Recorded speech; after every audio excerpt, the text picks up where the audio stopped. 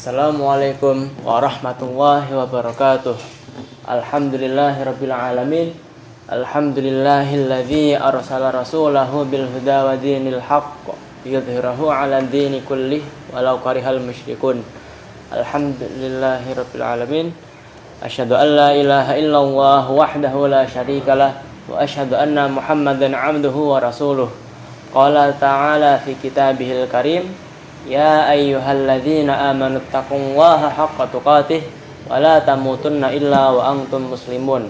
Wa qala ya ayyuhan nasu taqu rabbakumul ladzi khalaqakum min nafsin wahidah wa khalaqa minha zawjaha wa batha minhuma rijalan katsiran wa nisaa'a wattaqullaha alladzi tasaaluna bihi wal arham innallaha kana 'alaikum raqiba. Subhanallahul azim. Segala puji bagi Rabb semesta alam yang menciptakan manusia, yang mengatur kehidupan ini sehingga penuh dengan keteraturan. Salawat serta salam kita sanjungkan kepada Nabiullah Muhammad sallallahu alaihi wasallam, juga kepada keluarga, sahabat-sahabat, tabi'in, tabi'ut tabi'in, dan kepada orang-orang yang berjalan di atas tuntunannya. Allah Subhanahu wa taala telah memerintahkan kepada kita kaum muslimin untuk peduli. Peduli apa? Berikut ini akan saya bahas satu persatu. Yang pertama, ada peduli kepada lingkungan. Menurut sebagian ulama, hukum menjaga lingkungan adalah fardhu ain. Apa itu fardhu ain? Fardhu ain adalah kewajiban yang harus dilaksanakan dan dipenuhi bagi setiap muslim secara pribadi.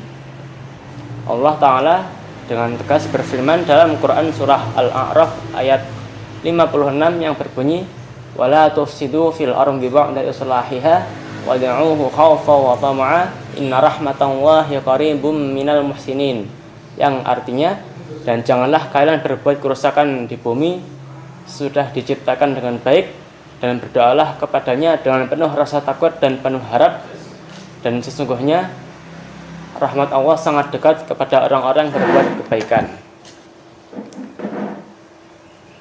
Dalam menjaga lingkungan ini ada banyak sekali caranya.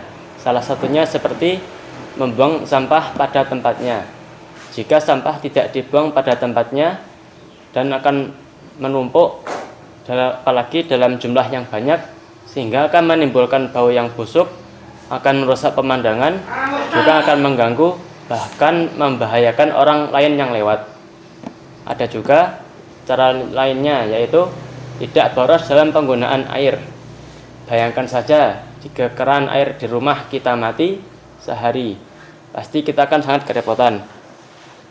Apalagi jika air minum kita habis, sedangkan kita dalam keadaan haus, ditambah cuaca yang sedang panas-panasnya. Maka dari itu, marilah kita agar tidak boros dalam penggunaan air, sedikit apapun itu. Allah Ta'ala berfirman, wala tusrifu innahu la yuhibbul musrifin, yang artinya, dan janganlah kalian berlebih-lebihan, sungguh Allah tidak menyukai orang yang berlebih-lebihan. Quran surah Al-An'am ayat 141. Ibnu Jarir At-Tabari dalam tafsir Jami'ul Bayan berkomentar dengan ayat tersebut bahwa Allah telah melarang kepada hambanya untuk berlebih-lebihan, karena boros dan berlebih-lebihan itu tidak akan mendatangkan maslahat dan justru hanya akan mendatangkan mudarat. Yang selanjutnya adalah peduli kepada makhluk hidup dan kepada orang lain. Allah Ta'ala berfirman, wa ta'awanu 'alal birri wat taqwa wa la ta'awanu 'alal itsmi wal 'udwan wattaqullaha innallaha syadidul 'iqab, yang artinya, tolong-menolonglah kamu dalam berbuat kebaikan dan takwa, dan tolong-menolonglah kamu dalam berbuat keburukan dan permusuhan. Sesungguhnya, dan bertakwalah kepada Allah, sungguh Allah sangat berat siksanya. Tidak perlu jauh-jauh, kita dapat berbuat dan menolong orang lain seperti menyingkirkan batu, tulang, atau apapun itu yang dapat menghalangi jalan orang lain.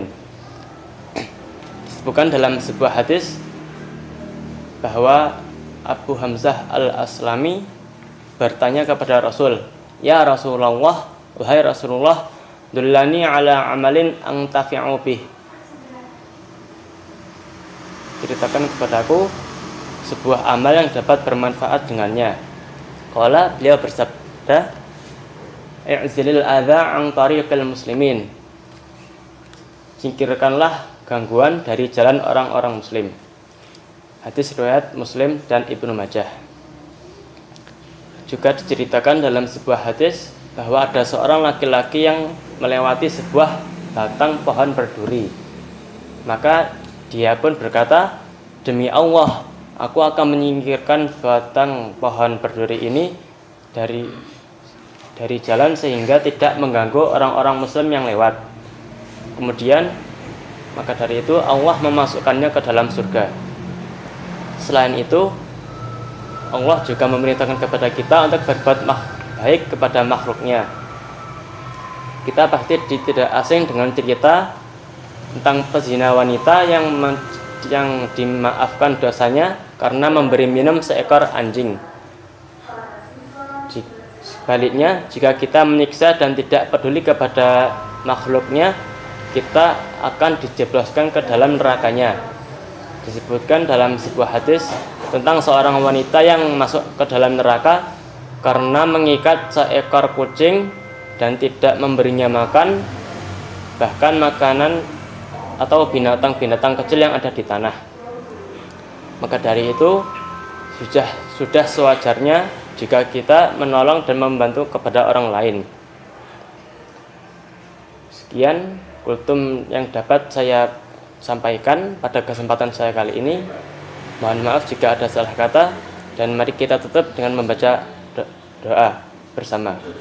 Rabbana la tu'akhidna in nasina aw akhtana. Rabbana wa la tahmil 'alaina isran kama hamaltahu 'alal ladzina min qablina. Rabbana wa la tuhammilna ma la taqata lana bih wa'fu 'anna waghfir lana warhamna anta maulana fansurna 'alal qaumil kafirin. Barakallahu fikum. Wassalamualaikum warahmatullahi wabarakatuh.